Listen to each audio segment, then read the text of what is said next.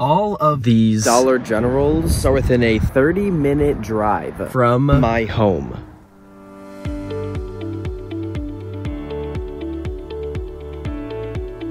This is Payton a month after filming that goofy intro. It was pretty cute.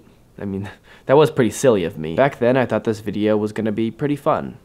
Just us hanging out, you know, coming up with zingers about poverty. But the more research I've done, the more miserable I've become.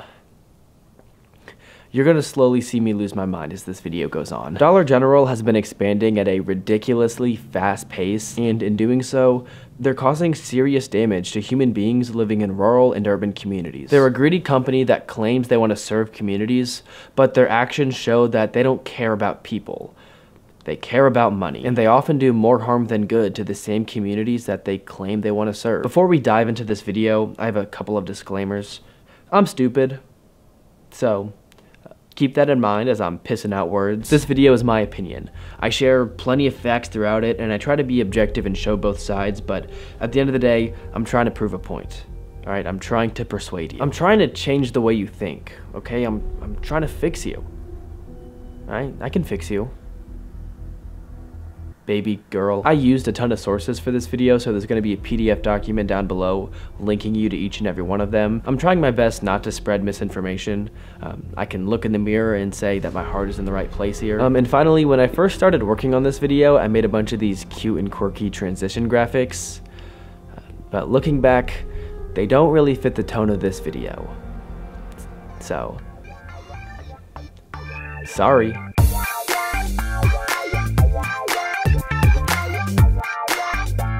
As of November of 2023, there are over 19,000 Dollar Generals in the US. I know of towns that have a Dollar General but don't have a grocery store.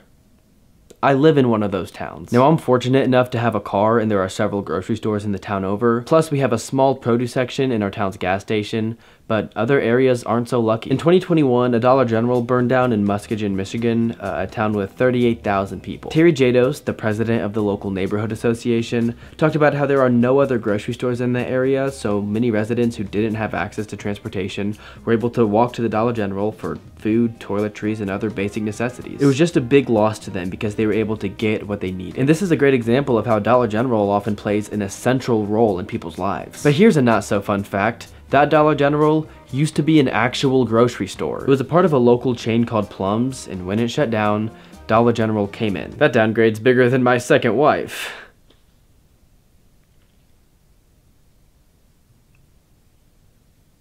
I don't know if love exists. But that's not really Dollar General's fault. I mean, Plum's was shutting down regardless. It just sucks that instead of getting a different grocery store, they were stuck with Dollar General. Now, there are other grocery stores just a few miles away, which means this mostly impacts people who can't drive. Whether that's because they can't afford a car at the moment, or because they're not physically able to drive. I just don't think people who are struggling financially, or who have disabilities, should only have access to lower quality food.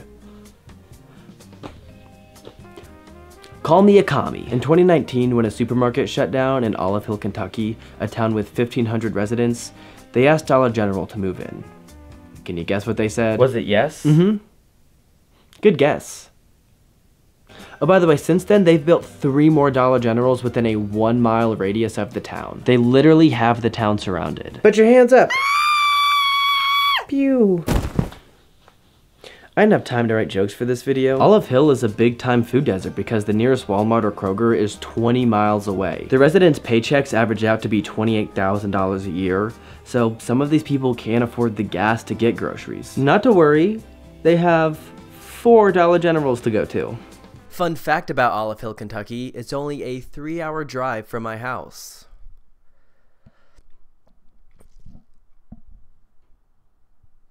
So me and my girlfriend drove the 3 hours to Olive Hill, Kentucky, because I'm a journalist.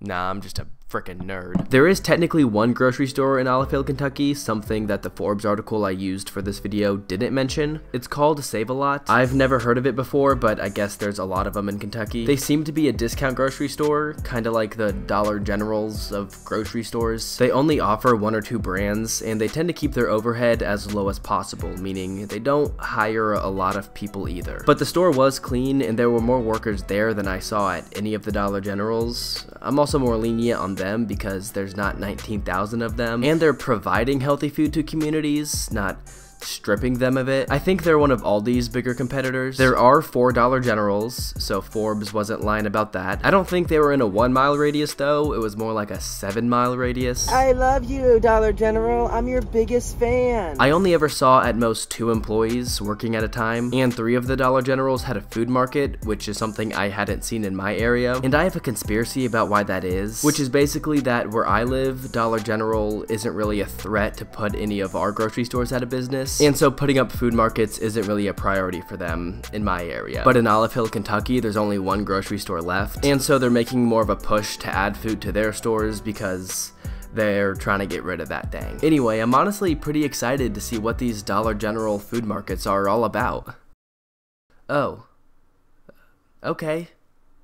No, it's good. Alright, well that first Dollar General's a big disappointment. Next we went to Save-A-Lot, and the first thing we noticed is that right next to it is a Dollar Tree. Keep this in mind when I talk about Dollar General's unethical expansion strategy. Most of this video applies to Dollar Tree as well, I just don't have time to cover both stores in the same video, but there will be times when I refer to dollar stores in general. The difference in food quality, especially produce, is night and day. I mean, there's real food here, and the prices aren't all that different. There's already a concerning link between poverty and poor health, and there's a lot of factors that go into this, one being lack of access to proper health care, another big reason being lack of access or inability to afford healthy food. And of course, Dollar General isn't solely responsible for this health crisis, but they certainly aren't helping it, and some argue that they're accelerating it. Barry Popkin, a professor of nutrition at the University of North Carolina at Chapel Hill, Barry is disgusted with Dollar General, believing that they're sacrificing the health of the American people just so they can make more money. Yes, it's adding to the health crisis that lower income America faces. Black, Hispanic, and white America all shop in these stores. The second Dollar General we went to was way better because they actually sell fresh bread.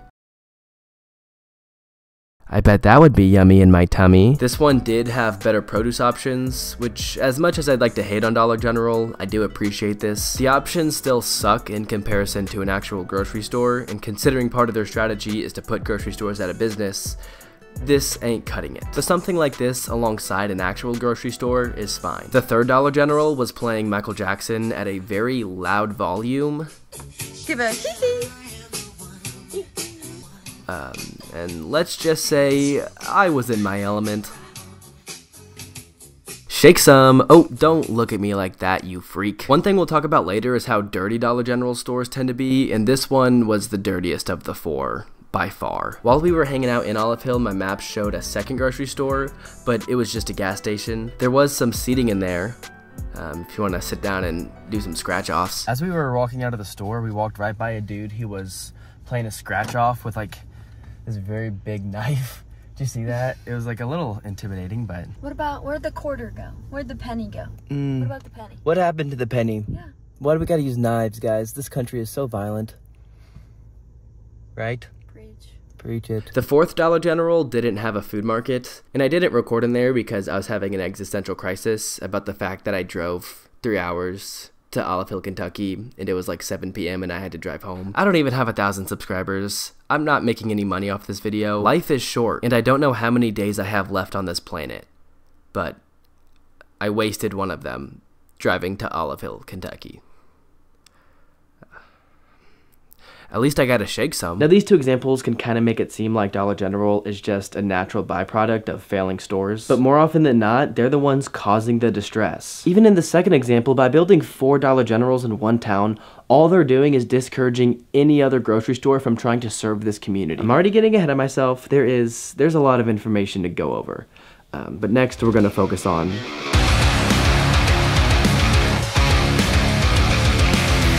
So this report from the Institute for Local Self-Reliance is awesome. Like, go read it once you're done watching this video. And they do a really good job of summarizing Dollar General's expansion strategy. So they often choose to build their stores in communities that are already impoverished. The report also mentions that they target areas that don't have a whole lot of political power, meaning that local government isn't able to step up and prevent these dollar stores from coming into their area. I'm going to talk on some communities that have prevented dollar stores from coming into their area, and I think in many cases local government should prevent dollar stores from moving into their town. On them saying that they target areas that lack political power, I think it just so happens to be that they target any community possible, and the ones that lack political power obviously Dollar General ends up in those places, right? I don't think they're specifically targeting communities that lack political power. I just think they're targeting any community, and the ones that don't have political power can't say no to them. I think that makes sense. The people at the Institute for Local Self-Reliance know a whole lot more than I do, so I would trust them more than me if I were you. They definitely target communities that are struggling economically. So Dr. Jerry Shannon did a little bit of a study. He analyzed 27 metro areas and found that communities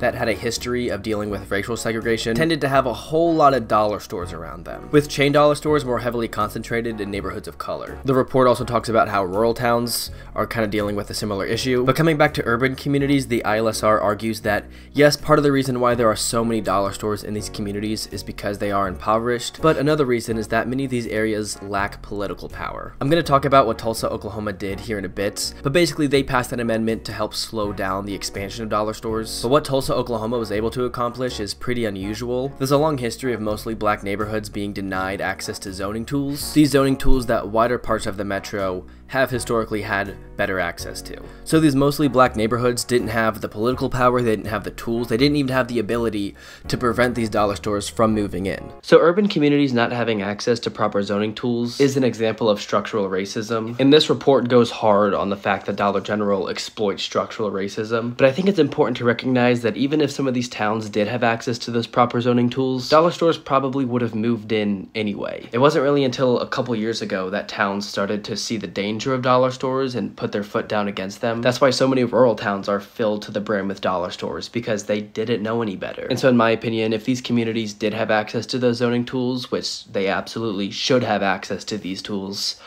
I don't think it would have mattered in the case of dollar stores, because I don't think they would have known to stop them, because I don't think anyone knew to stop them. Not until a few years ago, at least. In other words, the dollar chains exploit structural racism to a mass market power. That's a damning statement. One that implies that Dollar General is an evil corporation. I just think they're a greedy company that's looking to open as many stores as possible in as many struggling communities as they can find, regardless of who they may be hurting, so.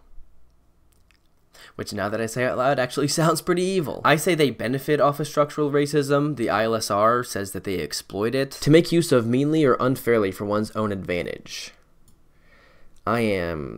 That definition is really wordy. Now I'm even more confused. To use something in a way that helps you. Okay, yeah, exploit's the right word. So their next tactic is to try and put all the other small and local grocery stores out of business. In both rural and urban areas, they tend to put their Dollar General right next to the grocery store. They also try to oversaturate the market by putting multiple Dollar Generals in the same town. And Dollar General is not looking to compete against these grocery stores. They're not looking to steal customers. They're trying to take away just enough sales from these local grocery stores that are usually already running on very thin margins.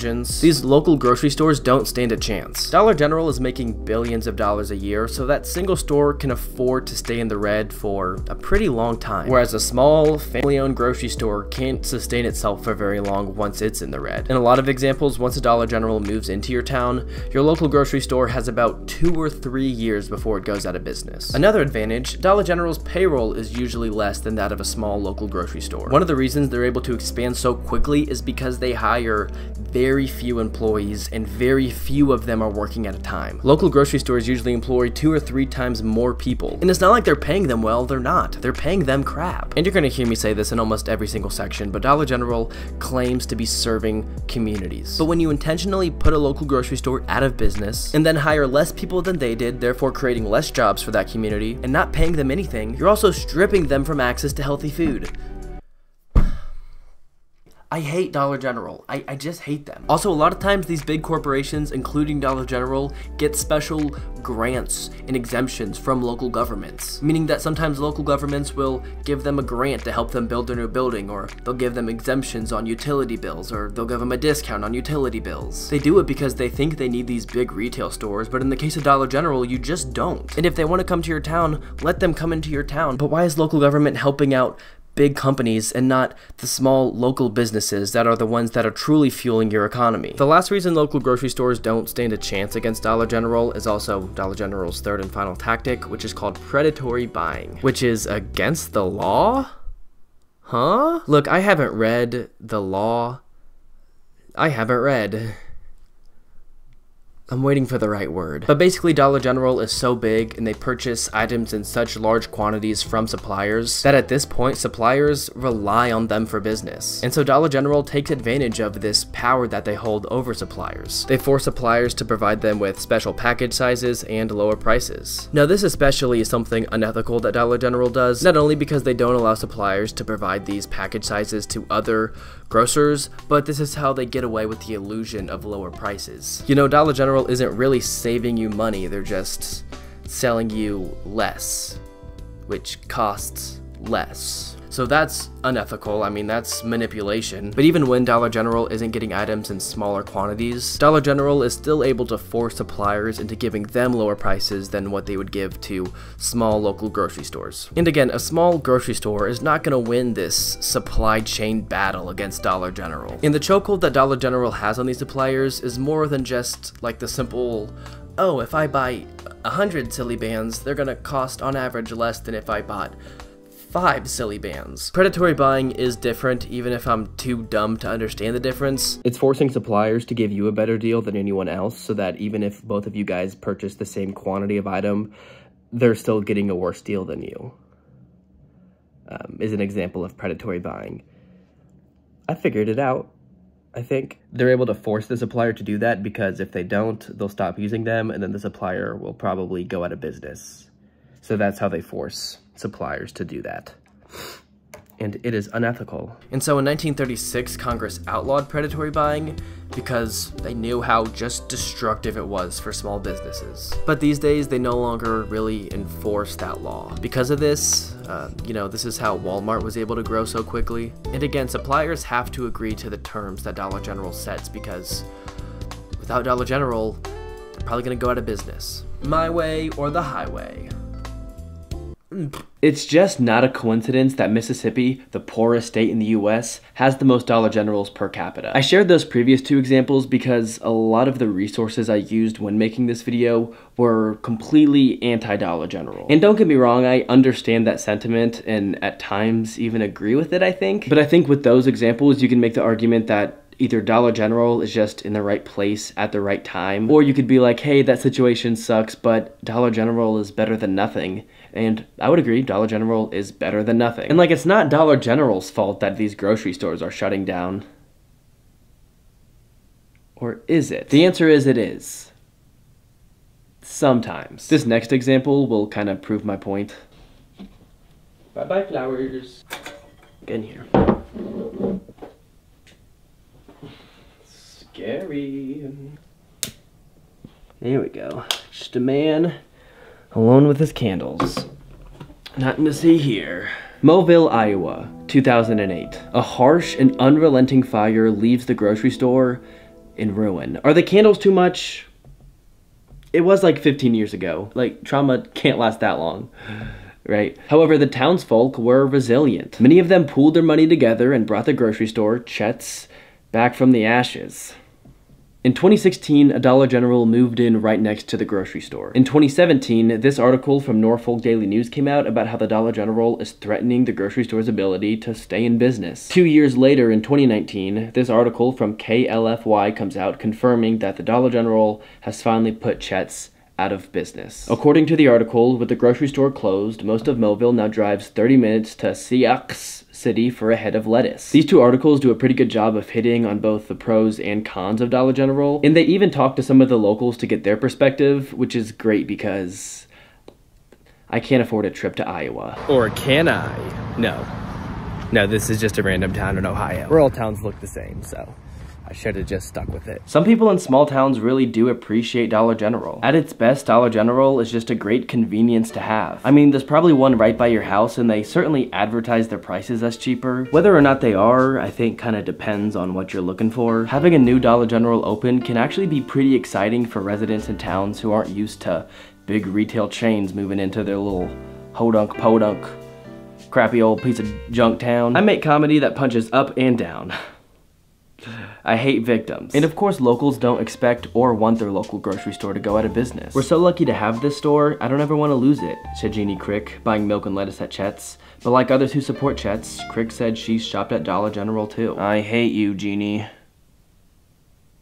I'm just kidding. It makes sense. I mean, she hasn't even watched this video yet. The article talks about how many shoppers were actually happy with the addition of Dollar General, saying that it brings competition, new products, and variety at prices they can afford. And on the surface, this makes sense, right? You would think new products, competition is a good thing, but when people start to realize how unfair this competition is, their opinions start to change. People just don't understand how the game is rigged in Dollar General's favor. A quote I found from the ILSR report kind of shows the opposite end of this. It says that the aftermath of a Dollar General putting a grocery store out of business is a bitter outcome for communities that, in many cases, welcomed the arrival of a dollar store. For many communities, it's the first new commercial investment in many years. Communities expect it to be a good thing, but after a while, it's usually not. Dollar General is kind of like a Trojan horse if you think about it. I think. I'm not gonna look up what a Trojan horse means because my fingers hurt from typing this script. I was glad to see it come in, said Connie Schultzen, shopping for eggs and vinegar at the Moville Dollar General. It's actually a lifeline. Look, new products and better prices are definitely a perk of Dollar General, but I really believe in many cases it's a temporary and short-lived perk. And for people who are struggling financially, of course they're trying to save every penny possible. The issue is once that Dollar General intentionally and inevitably puts that local grocery store out of business, you have a whole array of problems that, as someone kind of on the inside, kind of on the outside, as someone who isn't in the moment desperate for those lower prices, I don't think the trade-off is worth it. It's just not. Plus, once the grocery store is gone, that illusion of competition that residents were so excited for, that's thrown out the window. And what you're left with is less access to healthy food, less jobs, which is obviously a big problem, and your property decreases in value. I'm not smart enough to know that last one. I'm just gonna be quoting from a college professor in a second. A lot of people don't understand how thin grocery stores' margins are. Grocery stores don't really profit off perishable items like fruit and vegetables. They rely on sales from non-expirable products, which, based on prices I've seen firsthand, seem to be where Dollar General has grocery stores beat the most. Okay, to summarize this whole section, I think Dollar General's tactics are unethical. I think it's wrong that they use predatory buying tactics to take advantage of rural and urban communities. In brief moments, I think certain people do benefit from these stores, but the overall negative impact it can have on an individual and on a community as a whole cannot be understated. And it's not like the only issue is a lack of food availability. If we want to fight back against Dollar General, I think it really starts with people being more aware of how dangerous they are. When a Dollar General puts a grocery store out of business, it's not like the only issue is a lack of access to healthy food. There are plenty of other issues that arise. But it's currently 1 a.m., so I'm gonna come back and talk about this tomorrow.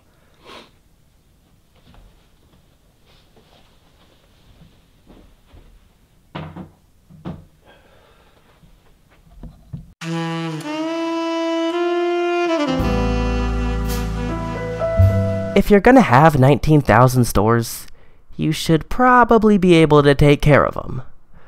But as you can probably tell by my high cadence, they cannot. Remember when I said you're gonna see me lose my mind by the end of this video? What I meant to say is, you're gonna see me get the flu.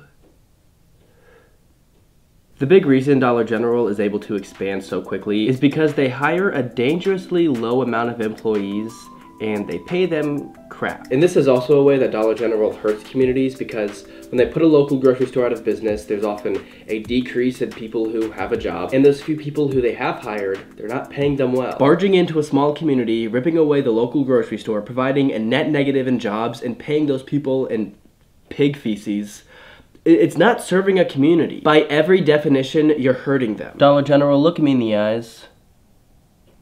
You've been a bad boy. There's a lot of people who have done a great job covering how poorly these stores are run and how poorly these employees can be treated. John Oliver recently made a video covering it.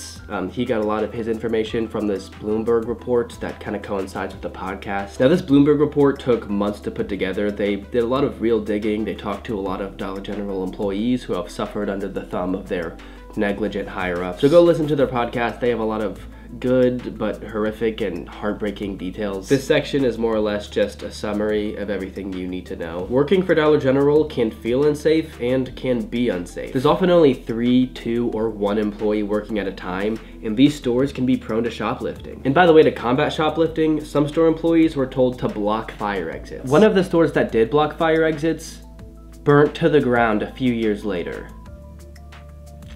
Sounds like an OSHA violation to me. It is. Dollar General has been fined $21 million since 2017. A lot of the fines come from blocked fire exits, blocked fire extinguishers, blocked electric panels, all of which can put workers at risk. Dollar General's growing record of disregard for safety measures makes it abundantly clear that the company puts profit before people. These violations are preventable, and failing to prevent them shows a blatant disregard for the workers on whom they depend to keep their stores operating. Employees have spoken up about feeling unsafe. It's not uncommon for there to be 2 or just 1 employee working the store at night. And not that it's an employee's job to defend the store with their life, but obviously by having more employees there, the safer you're gonna feel, and strength in numbers, I mean, the safer you're gonna be. A lot of Dollar Generals aren't in the nicest of areas, and a lot of store employees have been attacked or threatened by customers. Since 2014, there have been 49 people killed and 172 people injured at Dollar General stores. A CNN investigation in 2020 found that at least 6 store employees died during armed robberies from 2016 to 2020. There was a rally in May before the annual shareholder meeting where people protested for safer work conditions. And don't take how bad this job can be from me. Take it from the many employees who have spoken out. Again, the podcast talks to a bunch of them. Josh and Brendan did a lot of their digging in Oklahoma, and they found a lot of junk. They found Dollar Generals that were selling expired food and baby products. They also found stores to be a complete and utter mess, more than what I ever saw. And the reason is not because the employees are lazy, it's, again, because there just aren't enough of them. Milk crates were holding up shelves, boxes of unstocked goods just everywhere. A story that everyone loves to tell is that in one store, birds started living in the roof, and they started crapping on the merchandise. They were mostly crapping on pillows, but instead of throwing them away, the managers told the employees to take them home, wash them, and bring them back. And I don't know about you, but the only feces I want on my pillow is yours. I'm still learning how to flirt. There was a walkout at another Oklahoma Dollar General after employees were forced to work without air conditioning. There was a district manager who claimed she tried for months to get new lights to be put in the front of her store so that way her employees wouldn't have to walk to their cars in the dark, but corporate kept ignoring her. I don't have time to retell all these sad and crazy stories. Listen to the dang podcast. But to me, it's clear that throughout the country, Dollar Generals are in poor condition, and up until recently, Dollar General didn't really seem to care. Now, Dollar General has done all the corporate jargon of we're trying to be better and we're working directly with our store managers, but I don't believe them. And until we see serious improvement, serious change, I could care less what they have to say. Seriously, never listen to a company spokesperson. Their job description is 2 words: do propaganda. They promised to put $150 million to improve store conditions, most of that going towards hiring more people, which sounds like a step in the right direction, but it doesn't make me feel better. No, but honestly, until this stuff leads to serious improvement, they can keep yapping all they want. I'm not gonna be listening.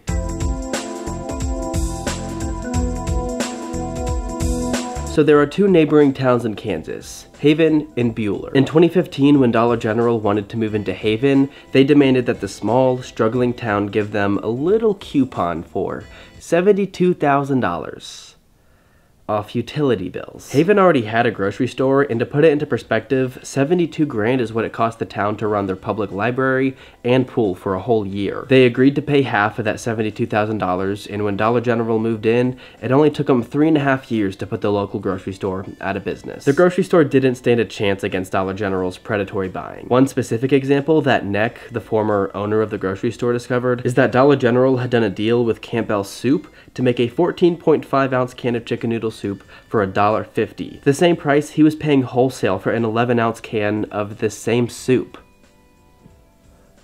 What's he supposed to do about that? Mike Alfers, Haven's then mayor, backed the move. He said Dollar Generals are a force. It's hard to stop the train. Obviously there's been collateral damage. We didn't expect it. I'm torn, but net, I still think it was a good move to bring them in. Now his perspective might be a little biased because he is the former mayor who let Dollar General move into the town, but I wanted to point out that he thought it was a good move to bring them in. I guess that might be worth something to you, I don't know. After Dollar General put Haven's grocery store out of business, Buhler was considering Dollar General's request to move into their town. Buhler, seeing what happened to Haven, said, no.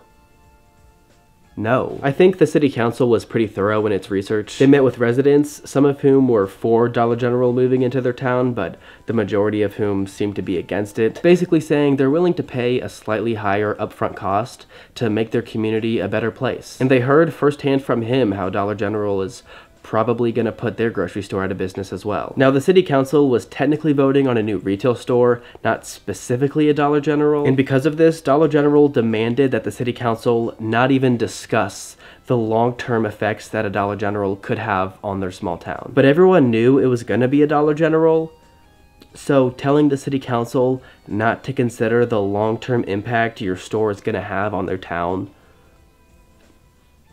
it's pretty suspect. And they admitted that Dollar General's demand played a role in their apprehension. They also relied on Kansas State University professor David Proctor. Proctor is what you might call an expert, but I just call him late for dinner.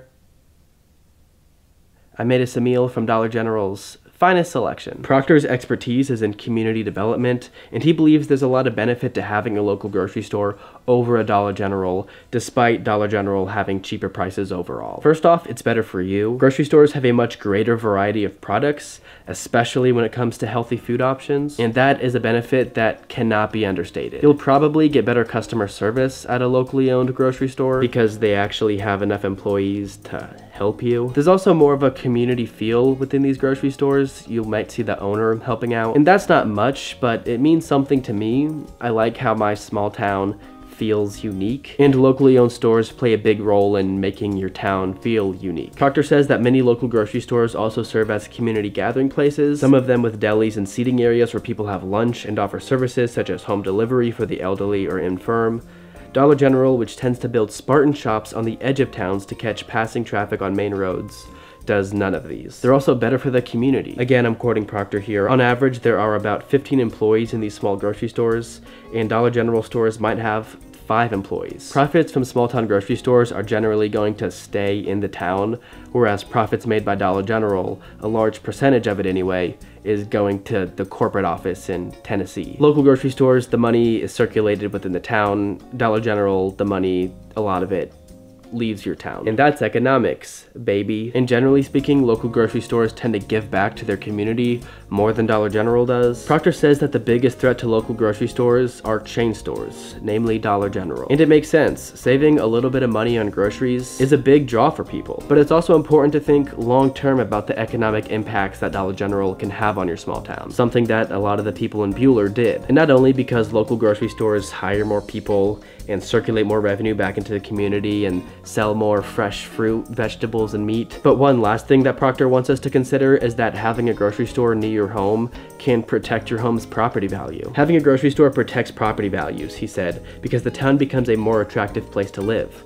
If a store closes, you're not losing 10 or 50 cents on a can of soup. You're losing thousands of dollars on the value of your house. At the end of the day, people want to live where they can access food. So obviously people are less inclined to move into food deserts. And so by having a local grocery store instead of a Dollar General, again, your town becomes a more attractive place to live, like he said. And if your place is more attractive to live in, you might have more people move into your town, which means more neighbors, which means more friends, which means more spouses. Try that in a small town.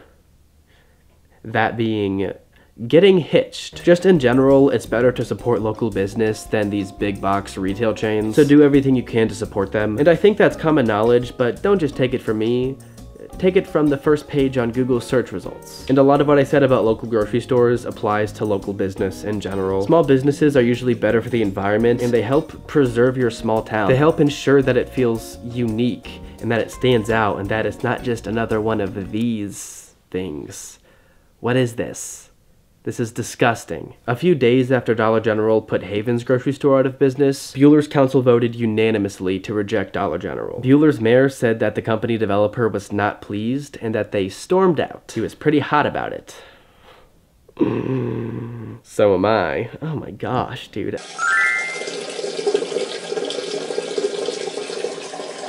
In 2022, they were opening on average 3 stores a day. More Dollar Generals were birthed last year than humans. Did I fact check that one? And guess what? Citizens and politicians alike are getting sick of it. According to this New York Times article, 70 proposed dollar stores have been rejected since 2019. In the meantime, they've opened several thousand, but it's the little things in life that make you forget how truly awful the big picture is. There's this town in Minnesota, and guess what? It's small.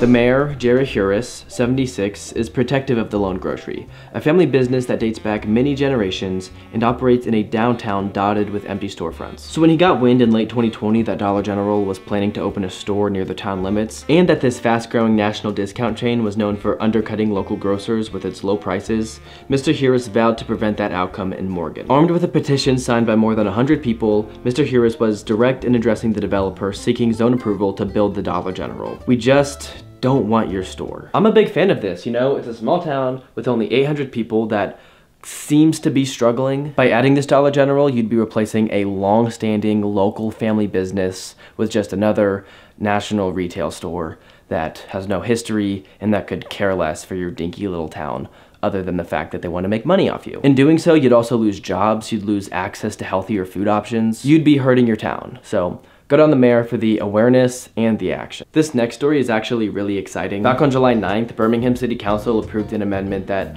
I hope can influence other cities across the country. The mayor's office passed an amendment that seeks to decrease food deserts and increase healthy food options. The amendment focuses on 5 different things. The first one is they want to recruit new grocery stores into areas where there currently aren't any. Next, they're going to reduce the number of dollar stores that open in food deserts. This will hopefully allow for more grocery stores to enter the market. They're going to sell produce on site at community gardens. They're going to allow farmers markets to operate more throughout the year, and they plan to set up mobile grocery stores, hoping to reach residents who don't have access to healthy food. I like how proactive this amendment seems to be, especially with those last 3 steps really going above and beyond in a way that the government should. They're not doing anything crazy, but they could have easily just said the first 2 things and people would have been happy, but those next 3 kind of tell me, hey, we care about you guys. Alabama has the 5th most dollar stores per capita, so it's great to see one of the biggest cities in that state fighting back. And this isn't even the first step that Birmingham has taken. At an earlier point, the city council approved an ordinance to transfer about $300,000 for a grant to create a food sovereign program. It's 5 or 6 months later since that amendment has been passed. I wish I could find more research on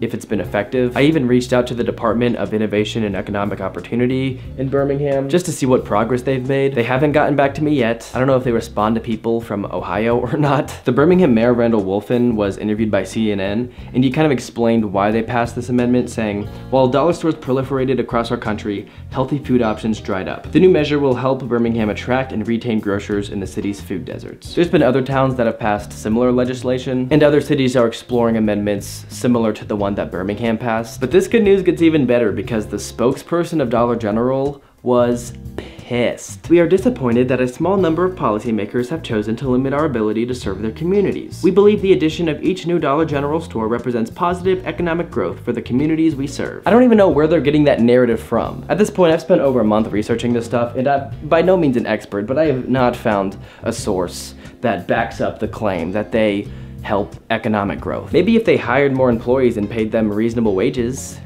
they'd be helping economic growth, but who wants to do that? Sorry, the thought of employees being treated fairly makes me gag.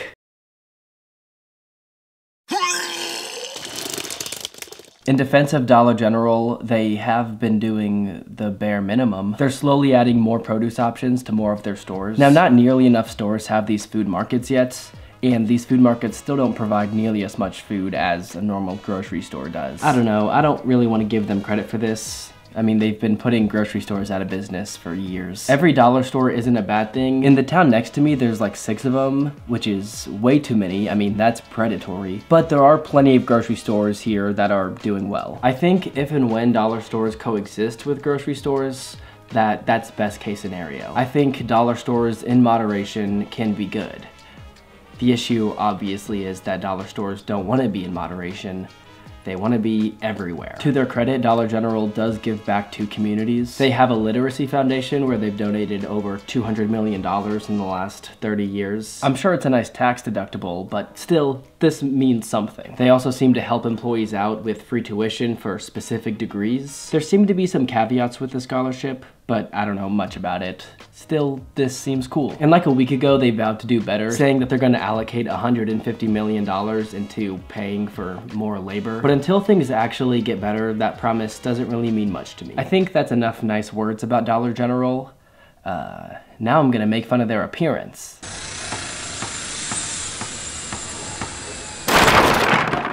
Dollar Generals are so freaking ugly on the inside and on the outside, and it honestly frustrates me that they come into these communities with a rich history and these beautiful historic buildings, and they build the ugliest gray box you've ever seen in your life. And to be fair, I have this issue with a lot of big retail chains, but this video is about Dollar General. And Dollar General's gonna get served. The things that people have created on this planet are beautiful. And I'm not even talking about humans' greatest architectural achievements like the Great Wall of China or Buc-ee's. There's something so beautiful, so calming, so human about small towns. Olive Hill, Kentucky is a beautiful town. Look at the Christmas decorations. They're so pretty. No joke, one of my favorite pastimes is finding a random small town and just sitting in one of their coffee shops for hours. I love it. I love small towns. I think they're beautiful. Look at these. Look at these towns. Okay, look at these towns. Just look at them. You may not see what I'm seeing here. You might think they look a little worn, but I think they look lived in. There's something so human. There's something so amazing. There's something so unique about small towns. And the fact that Dollar General wants to plop one of these in every single one of them, it disgusts.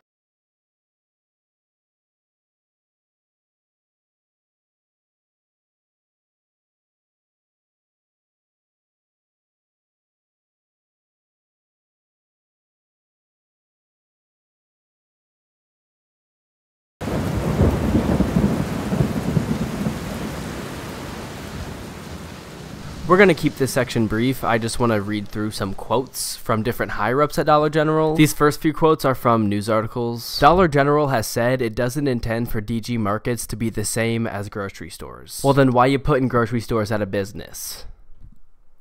They're open about targeting poor people. The company says its customers are some of the first to be hit by an economic downturn and some of the last to recover. The economy is continuing to create more of our core customer. In one statement, Dollar General said that their stores complement and operate side by side with grocery stores. In response to one town rejecting their store, the spokesperson said, "Ultimately, when you stifle competition, the customer hurts the most. You're the one who's stifling competition by oversaturating markets and with predatory buying. Freaking look in the mirror. You're so stupid. You're so stupid." In the same quote, they said, "I think it gives us an opportunity to provide economic impact through jobs and to be able to really help the communities. I'm going to bite you, Dollar General. I'm going to find your flesh, and I'm going to take a chunk out of it with my teeth. It's going to be crunchy. Your skin is crunchy." Dollar General isn't and never intended to be a grocery store. This is the disconnect I'm talking about. Alright, they're claiming they don't want to be a grocery store, yet the thing they're trying to get rid of the most are grocery stores. I like how my naked butt looks in the mirror. Geez, sorry, that was part of my morning affirmations.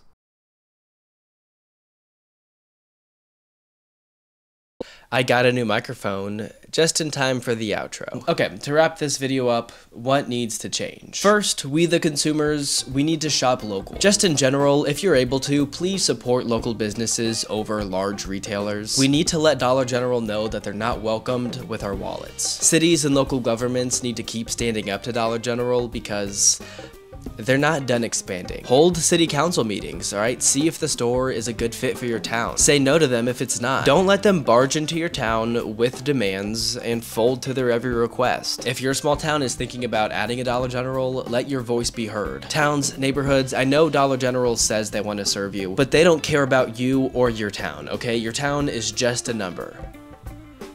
And not a very significant one. Dollar General, you have to be better as well. If you want to live up to your word, hire more employees, pay them better, make their jobs safe, quit blocking fire exits.